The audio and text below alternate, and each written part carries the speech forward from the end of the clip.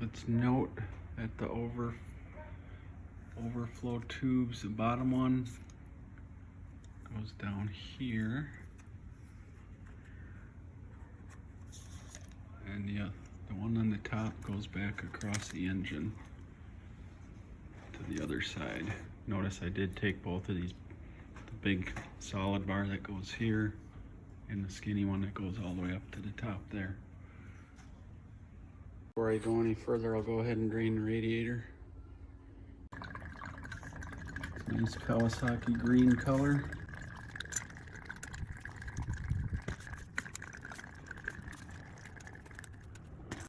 It's about 60 degrees in early March in Wisconsin. A little bit unusual, plenty of salt on the road, so I'm not gonna ride anyways.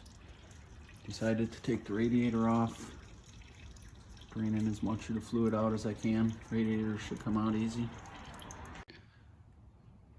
All right, I'm gonna go ahead and take this bracket off. And then I'm gonna take this here bracket off. Well, this one first and then this one. And maybe all this stuff will come back so I can see what's going on. Can't believe how crowded that thing is. Do have a little bit of oil appearing around the valve cover there. So new gaskets should help out there. Surprising to see that though, but yep, it's there. Of course it's 2009, it's 2020, 11 years old. What do you expect? Make sure you're putting all the bolts back in where they go, kind of as you go. You're never gonna remember where they belong otherwise. Didn't have to worry about that too much on the fairing because everything's pretty much the same. But this other stuff, better be careful. All right, things are getting a little funky here. So this plug here, pull this plug out. This plug down here, you need to pull out of that bracket. You're gonna have to push a little bit on this when you just kind of push on it as you pull it through that bracket. So now it's mostly able to pull this assembly. All right, finally got it. Just slide this out. Don't try to pry it out. Just slide it off. It's way too tight in there. You can't pop it out, so you gotta just pull back on the bracket and slide it out. Now, I'm gonna disconnect this bracket from here because I don't know how to disconnect the plug otherwise. So just one more bolt holding this bracket to this other big bracket. All right, got the one bracket off. All you gotta do is push on this little clip on the back to slide this bracket off, or this plug off this little bracket. All right, what next? Disconnect this plug. Start getting in here.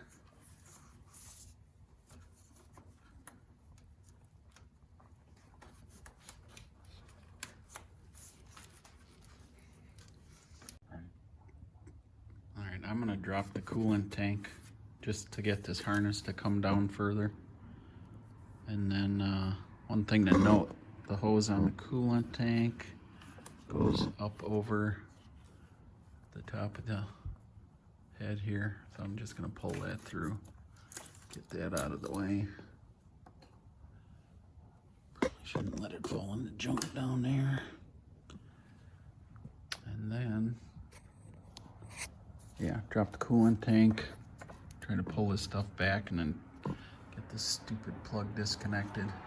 Not easy to figure out exactly how that dumb thing comes out. There's a connector in there, but figure out how to get that thing disconnected so that'll pull back further. So that's what I'm gonna do. Coolant tank coming off. You can see that connector, maybe.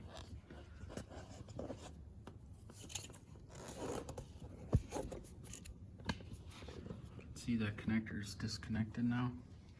Sorry, gotta position the camera.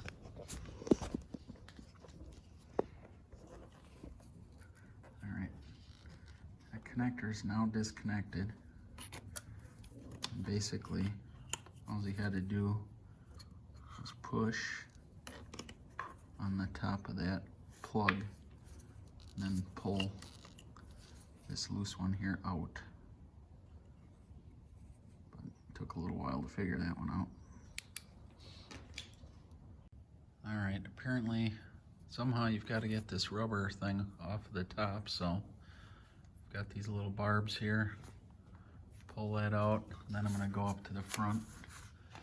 First I'm going to take this plastic piece off here, these two rivets. Take that piece off and see what I can see about getting this rest of this rubber piece out.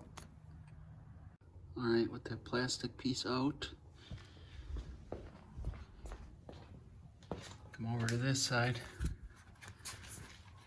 Looks like you can take one more of these little rubber barbs out.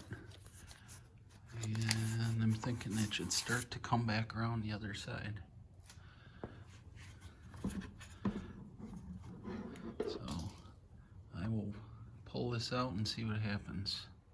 Well, I hate to say it, but it looks like this rubber piece is like one solid piece that was apparently put on before the throttle bodies and everything were put on there. So I think this is a good time to call it quits. I'm gonna have to research that a little bit, and sure don't plan on taking the throttle bodies off. If anything, I'm just gonna rip that rubber thing off and not put it back. So just to give an overview of where we're at, bearing stuff came off pretty easy, and there's a ridiculous amount of additional parts you have to take off. Kinda got it stripped down to radiator off, wire harness out of the way.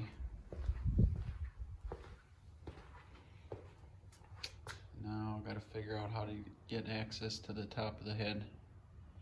But interestingly enough, I can now finally see where the air filter is. I suppose I could have changed that before 35,000 miles, but nothing's easy on this thing.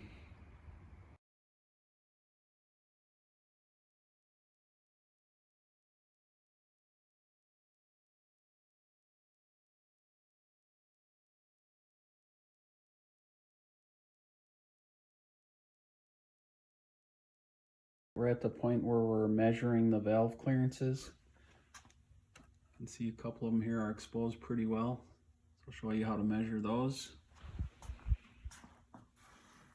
The service manual is pretty confusing, but you can see you're going to go two different positions to do the measurements. One is going to be number 1 piston, top dead center on the compression stroke.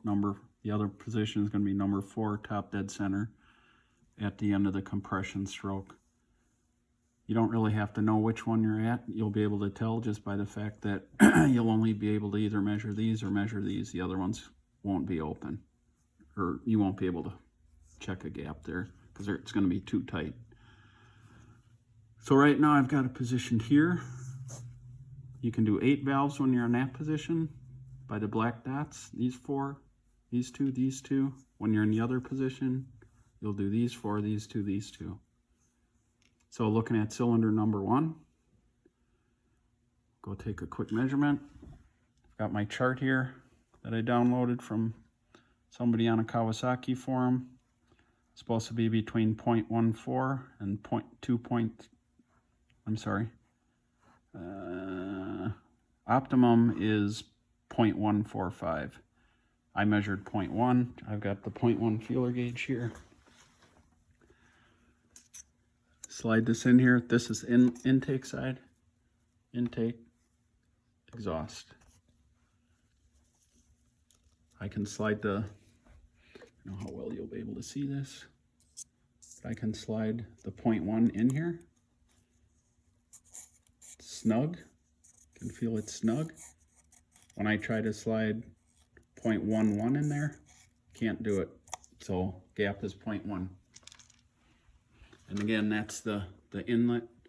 That's the exhaust. The exhaust is a little bigger gap, but obviously just 0.1. will slide in there very easily. It slides in there like nothing. You don't feel anything. So I can do 8 valves in this position. I'll do these 8 valves, then I'm going to rotate the crankshaft. So I've got it at top dead center for the mark on the crankcase. The next 8 I can do when I rotate this another 180 degrees, actually 360. One more full turn, and then I'll be at the other TDC where I can measure the other gaps.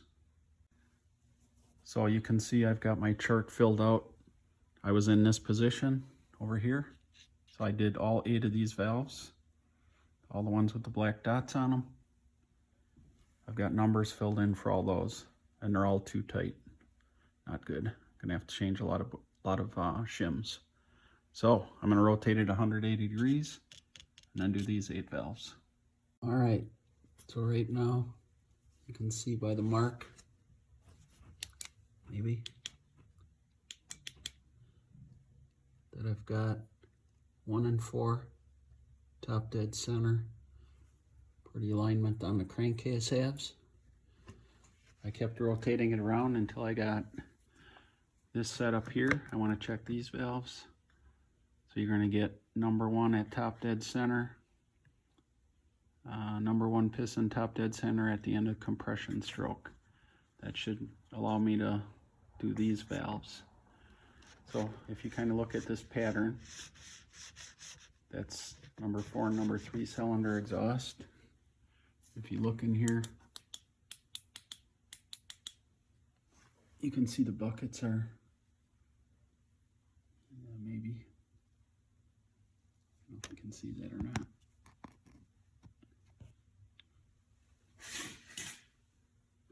It'll be more easier to see on the back ones. See how that bucket is way up? The spring is pushing it way up. It's not being pushed down by the right there. Try to do this better.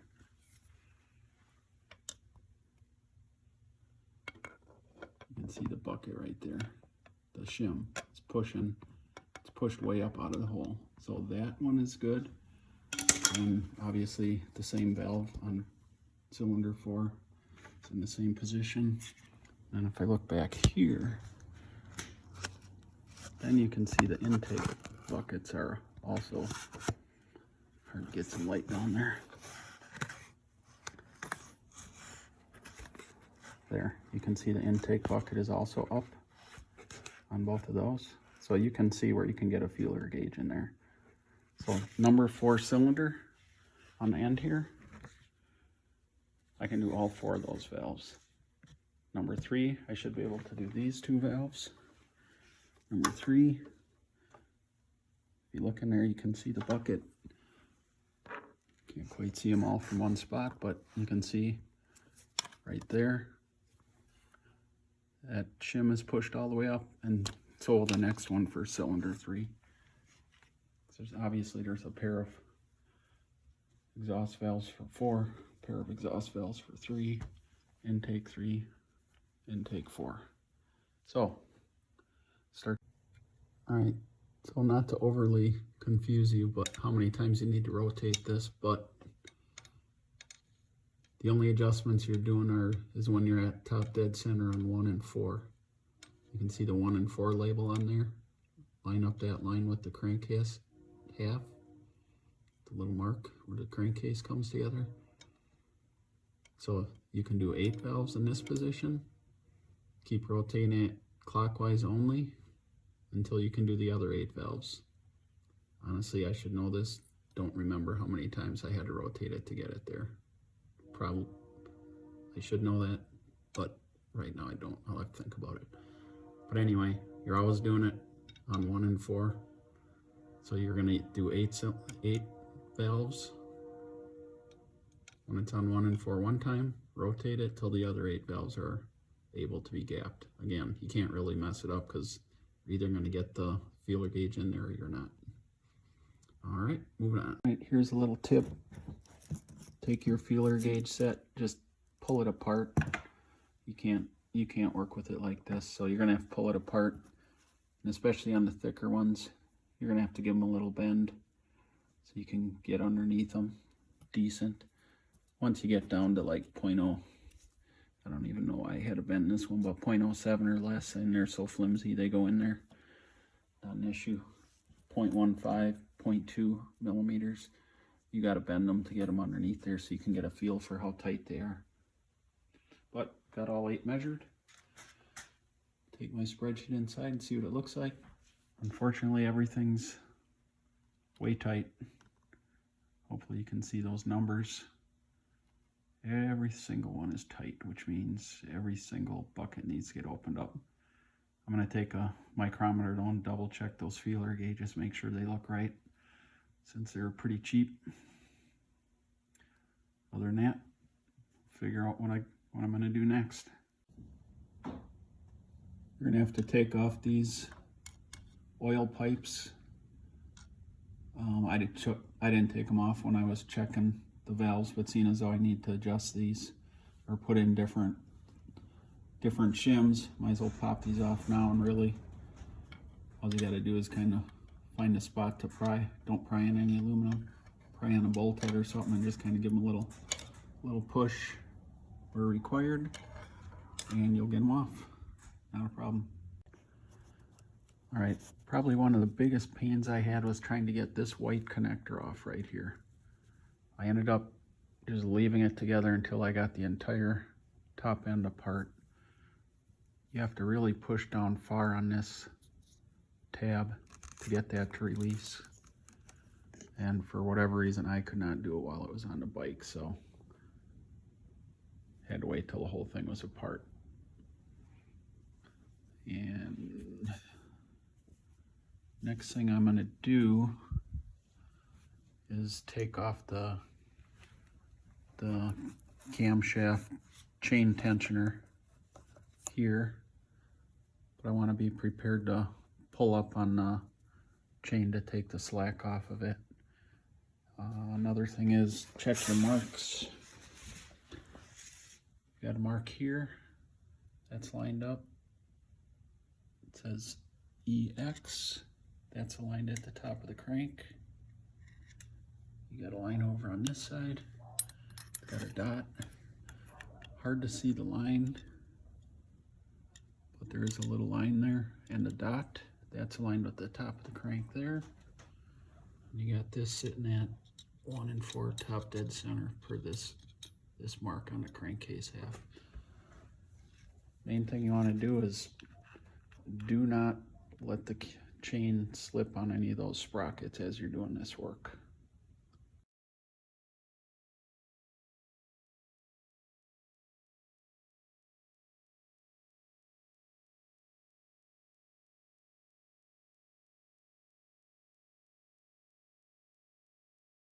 All right, before taking the cam chain tensioner off, I made sure to block off take some cloths and block off areas so stuff can't fall down inside the engine as I start taking bolts off.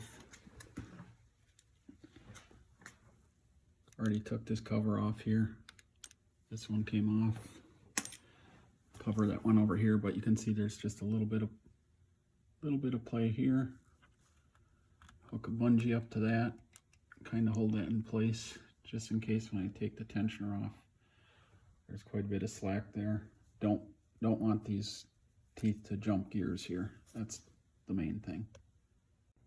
All right, so I've got a real fear of these things moving. So what I'm doing is, of the chain, I'm kind of afraid of the chain jumping off the sprocket. So I made a mark there and here. Just give me one more point of reference. I kind of clean things off a little bit with brake cleaner. So put some marks there. One more point of reference in case something jumps. Can try to get it back on track. So got that held up with the bungee. Start taking off the chain tensioner. Obviously, as I loosen this up, kind of back and forth, one bolt to the next, you can feel the spring tension there. Obviously, you can see the chain pulled up quite a bit. So, put some additional chalk marks on here. Who knows how long those will last, but just marking the hell out of this thing, make sure I don't lose track of where that chain goes. Alright, so I'm just going to leave the cam chain tensioner sit there. Not really putting any more pressure on the chain. And going by the book, I start taking off the caps off the valve. Off the valves. You can see there's a sequence number 1, 2, 3, 4 to take this end cap off. 5, 6, 7, 8, take another cap off. Pretty logical, basically just kind of stepping around so you're not putting undue pressure on any one spot. So, what I'm going to do, start with this one. Already got these two off. 3, 4, get that end cap off. Just be careful. Be aware that there's little collars on here. There's one that's stuck to the piece that I took off, and one that's stuck in the engine. So they seem pretty tight in there, so I'm just going to leave them, but you want to make sure those don't fall off as you're pulling this stuff apart. You don't want them falling in the engine. That's why you got these rags all over the place. Alright, I'm going to just start taking these off, loosen up the cam. Alright, I took the first cover off here. Be very careful because these dowels are very loose. So I think all the outer ones are going to have a dowel. I'm going to just leave them in place there, but you're going to want to make sure those don't drop into the engine. These on the inside here, this was taken apart before when the valve cover came off, but these are tight, so obviously leaving those in there. But make sure they don't fall in when you put it back together. Make sure they all exist. If they don't exist, you know they fell in and you've got some work to do. Alright, moving on, just keep taking these covers off. Seeing as though almost all mine need adjustment, I might as well just take them all off. I know, I'll think about it as I do it. We'll see. I got all of these caps off from the back side. I started labeling these and I realized they got some markings on them already. Probably would have got me back to where I needed to be, but I labeled it inlet side, because I came from the inlet side, front, rear, cylinder 3 and 4. Can't go wrong that way. Yeah. Can't spin it around, can't put it in the wrong spot. Alright, so I got them all off on one cam, and I think I'm going to pull the buckets out from one cam at a time because I don't want that chain getting any looser than it is. Seeing as though they almost all need adjustment, I'm going to pull out all of them that do need adjustment. All at the same time, pull them out, measure them, put them aside. It's also rethinking my strategy on these dowels. I'm taking these off, not relying on them to stay in here or in the engine because they sit here on the outer ones. I don't want those falling inside, so I'll just set those aside. Alright, so like I said, most of my valves are out of tolerance. So this is the inlet side here. I wrote down all my measurements, the handwritten values there. The range is supposed to be anywhere from 0.12 to 0.17 millimeters clearance. I'm anywhere from 0.07 up to 0.1. 0.07 to 0.1. So everything is low. The worst one is the 0.07, which is what, 0.05 millimeters. Too little of a gap, which comes out to about, I don't know, my head always thinks of everything in thousandths. It's about 2/1000ths of an inch, so gap is supposed to be about 5 to 7 thousandths of an inch. and I'm about 2/1000 of an inch light of that, so definitely need some adjustment.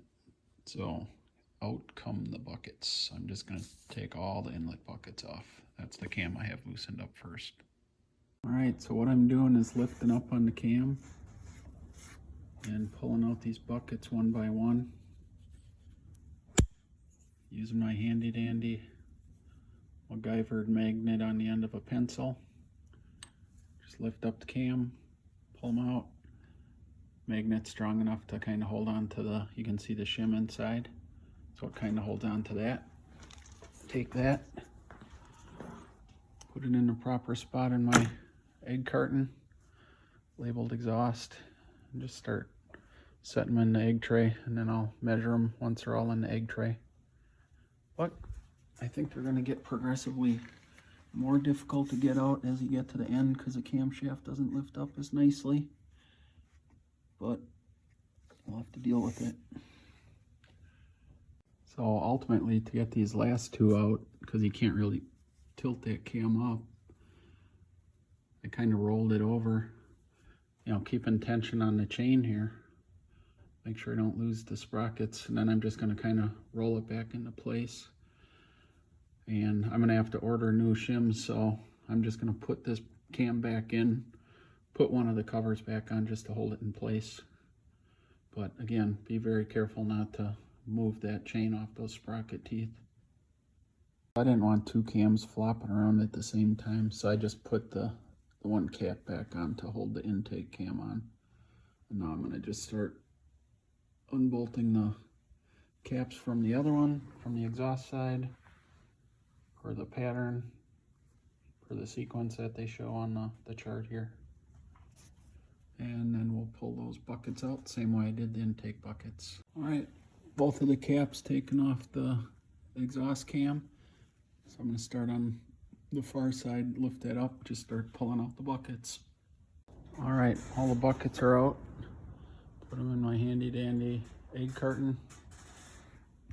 All the shims stuck to the buckets. I don't know, partly because they've been in there so long and they're oily and dirty. And then maybe the magnet helped a little bit too, but right now they're just held in by surface tension, I guess. Yeah. So once that's cleaned up, they might, I'm not sure how they're going to go back in. Probably set them in the valve and then put the bucket on top. Yeah, I'm sure that's what you're going to have to do. Set these back in the valve itself. You can't really see them, but they kind of sit in the hole in the valve. And then put the buckets back on top. So, time to start measuring shims, figuring out which ones I need to order. And I'm also going to button up the, going to be a while before I put this all back together, so I'm going to put another, just like I did on the intake side, I'm going to put one cap on here just to keep those camshafts from moving. Keep my bungees on here. My marks are still aligned. Kind of hard to see. I keep remarking them because oil is taking it off, but I'm pretty confident nothing moved there, so time to button it back up and start ordering shims. All right, I've got all my new shims ready to go. The newly sized shims in the buckets. I already got all the intake buckets back in. You can see the top of the buckets underneath each cam lobe. So the intakes are set. I'm going to take one of these exhausts. What I'm doing is taking my handy dandy MacGyver shim installer magnet, sticking it on there, lift up the cam, and then set this shim right inside the top of the little pocket on the valve. Kind of push it in with the other finger. So now the shim is in. Now I take the bucket, set that in. There, that's one bucket. And then I'll just continue down the line. I've got all the caps off the cams, so I can just lift the cams up. Like I said before, almost every single well, every single one of the valves needed adjustment, so I just took them all apart so I could lift them up easy. So I'm just going to continue going down the line installing buckets and shims. All right, all the buckets are in place. I'm going to start putting these covers back on the camshaft. We'll get all those torqued down, and then we'll take some new measurements. One thing that I didn't mention was the tensioner.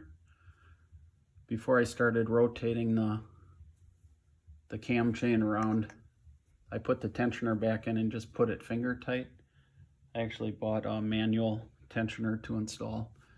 So once I get this all done, I'm going to install the manual tensioner, but I installed this one just to make sure I kept some pressure on the chain.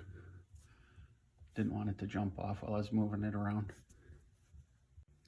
All right, so I've got all my new shims installed. I torqued down the caps over the camshafts. Now I'm checking for the new valve clearance. So the Kawasaki spec, I'm doing everything in inches because it just seems easier to me with the feeler gauges because they're more granular. So the exhaust spec is 7.5 to 9.4 thousandths of an inch. So I came up with my own ideal number of 8.9, keeping it 3/4 of the way up the range to keep it towards the loose end.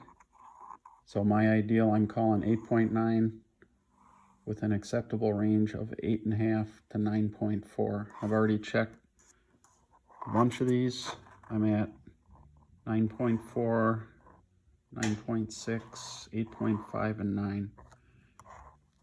That is close enough according to the acceptable range, all up towards that loose end, because one of them is just one hair over the high range, but I'm going to let that go. One right at the high range.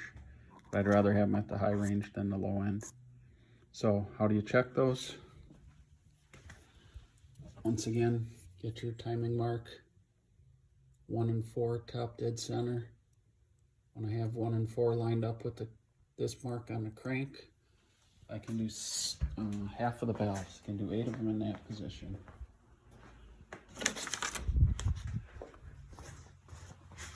The 8 that I can do so happens to be these ones that are dark right here. So those are the ones that I've checked so far. 4 exhaust and 4 intake.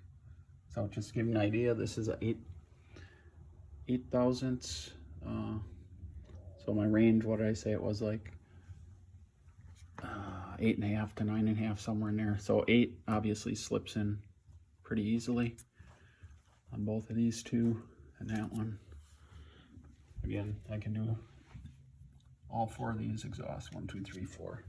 So that was the first 2. Here's the third one. 8 slides right in, and the next one slides right in. So obviously just keep working your way up the shims till you find, I've only got a resolution of about 1/2 of 1,000, so you can only get it so close. But if it feels a little tight, it's probably close to the high end of the feeler gauge that you have. If it feels a little loose, it's probably towards the loose end of that 1/2 thousandths. So I've got 8 of them checked out in this position. I can check the other 8 when I rotate that crank one more time.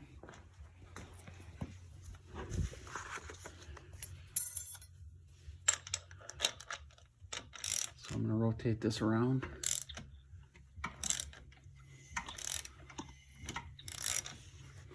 Until I get back to that mark. Only turn it clockwise, don't turn it counterclockwise, because then you get slack in the chain. Get a little more light. Okay, at the bottom of the gear. Alright, so I'm lined up. Now I should be able to do the other 8 valves. I'm all set to do these 8. So I'm gonna start taking the feeler gauges and doing the other, checking the clearance on the other 8. All right, I've got all the new shims installed, took all my measurements. They're looking pretty good. I set a goal for myself with an ideal. These are the exhaust valve tolerances. I set a ideal at 8.9, which is right in the middle of 8.5 to 9.4 for the exhaust. I came out at 9.4, 9.5, 8.5, 9.88, 9.8, and 8.7. So 8 is actually, let's see, Kawasaki recommended 7.5 to 9.4. So I'm just barely above that. So I'm gonna leave that one on the intake side. I set my ideal of 6.2. That was my target. The range 5.7 to 6.7. So 5.7 to 6.7 range. I came out at 6. My actual gap was 6, 6.5, 6.8, 6.8, 5.5, 5.5, 6.25, 7.4. So I'm a little high. I wanted 6.7 as a max. I'm at 7.4. Kawasaki recommended 4.7 to 6.7. So I'm in great shape on all of them except for I'm 0.1 thousandths over on these two, and I'm what, 6.7. I'm 0.7 over on that one. I am gonna leave it. I'm not taking it all apart again to try to make that difference. So they're all mostly on the loose side, so that's good. When you're putting these in, when you're tightening the cam covers, make sure you're using a torque wrench, aluminum heads. You don't want to mess with stripping one of those out. So 106 inch-pounds, I've already got these all torqued down, but I bought this torque wrench on Amazon, Tektron, quarter-inch torque wrench, quarter-inch drive torque wrench, 40 bucks. Good excuse to buy a tool when you do this stuff yourself, then you've got it for next time. Other torque wrenches I had were just too big, but this one seems to work good. It's one of the click type. I actually verified that it was calibrated properly using a trigger gauge. Maybe I'll post a video for that and how to do that, but basically put a socket in a vise, measure the distance to where you're putting a trigger gauge, set your trigger gauge at the right level for the torque adjustment that you're checking, and this thing was right on. So yeah, you can buy one way more expensive, but 40 bucks, it's right on the money. I think that's good enough for what I'm doing. So everything back in place there. I just changed the plugs, nothing real difficult about that. Changed all the plugs, gapped them to 8.5 or 0.85 millimeters, little anti-seize on the threads, little dielectric grease inside the boot to make them easier to unplug next time. I'm just gonna keep assembling things. I gotta put those oil, whatever you call those things, the oil tubes back in. Supposedly, according to the manual, you put a little grease on the end of the tubes before you try sliding those back in. So I'll get those in next, and we'll just keep buttoning things up. All right, so I cleaned all the valve cover gasket surfaces off very well, using paper towels, Q-tips, whatever I could, make sure it's perfectly clean. I changed out the camshaft or cam chain tensioner from the automatic one to the manual one. The reason I did that was because on startup I would hear a lot of clicking noises, kind of rattling for a few seconds until it would quiet down eventually, but it seemed like a lot of people are having good luck just going to the manual adjusters. I don't want to take any chance with that stupid automatic one. So I'll adjust that next. Installed the the new, I bought all the new stuff for the entire, anything that's rubber on here, a gasket's been replaced. So new rubbers here. One last check to verify your chain is on right. You line this up with the case, make sure you're on exhaust. On this side there's an almost imperceivable mark that lines up with the top of the crankcase. And down here we're on 1/4 top center, lined up with the crankcase. And I'm gonna I just kind of turned in the adjuster till I could start to feel the tension. And then I'm gonna rotate the engine, kind of see when see if I can kind of feel it rubbing against the chain. And I'll leave it there for now, but I gotta go back and Google it. There was a procedure, like go a quarter turn in from once you've started feeling the chain, or a quarter turn out, I can't remember, so I'll double check that. But next step is just keep putting stuff back together. Probably still have to put the oil tubes back on, and then I'll start working on putting the valve cover back on. All right, so I just put a real thin film of grease on these O-rings before putting them back in.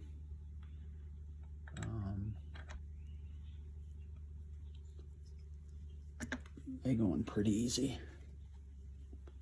Actually, the other ones I actually took a little board and kind of pushed on them both at the same time to make sure I didn't bend them.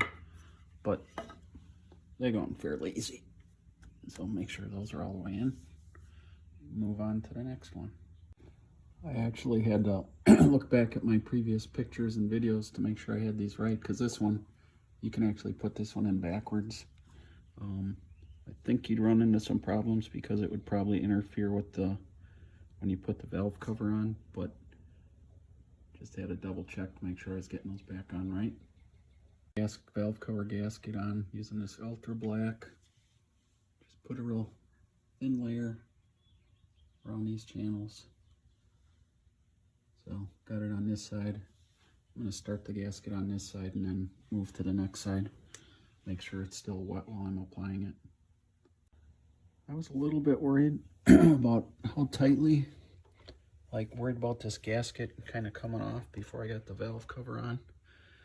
But it does a pretty good job of holding itself in place. But I went around the entire thing, pushed down really hard on every single 1/4 inch along the way. Make sure it's pushed down all the way, and it really does a pretty good job of holding itself in place. So I'm not too nervous about it coming off, but you definitely want to make sure that gasket is pushed down tight all the way around. One spot I'm a little bit nervous about is right on this corner where it seems to kind of curl up a little. So I'll just keep an eye on that as I put that valve cover on. But I literally went around the entire surface of this thing and pushed down to make sure it stays in place when I put that cover on. So, next step, cover. It says hand tighten it. That gasket material said hand tighten it, then let it sit an hour before you torque it down to specs. Give the gasket material a little time to firm up a bit. Valve cover gasket went on well. And just finger tighten the bolts. Put on the new O-rings on the camshaft sensors. Put a little grease on those. I'm going to let it sit for a little while. Then I'm going to, allow that gasket material here to dry up a little bit. They said let it sit for an hour. And then I'll just go back and I'll torque down. Right now these are just finger tight. Next step, I'll torque those down to spec. And probably won't need to do too many more videos from here on out. Maybe I'll mention something when I get final adjustment on the camshaft tensioner. But so far so good. If it runs when I put it back together. One more thing I wanted to mention while you're doing this, you're gonna want to change your air filter. Why not get all new gaskets? Why would you even want to think about not putting new gaskets in. And of course, change your spark plugs. These had 37,000 miles on them. Still look all right, but why would you go through all this trouble without replacing everything that you can? So new gaskets, new plugs, new air filter. Got the gaskets from Murph's Kits. They provided all the gaskets that you need for the entire job. I think it was $137. I think that was with the spark plugs. They supplied the plugs too. Yeah, replace everything. You don't want to do this again, and I don't think I will be doing it again, because I don't think the valves are going to go that far out of adjustment again, and I'll just take my chance. That's too much work. So that should be it. Over and out. So these spark plug coils go on. Takes quite a bit of force to push those on, so I decided to put a little bit of silicone around these ribs here, and just a touch on these little nubs down here. Then I did take a Q-tip and just do a little bit of a circle inside of the tip of that so it slides onto the ceramic part of the spark plug. But you gotta really push on those things to get them all the way in. And I think if you look at that, I had pictures of it before and after I looked at, make sure I had it on all the way, but that looks like it's in all the way.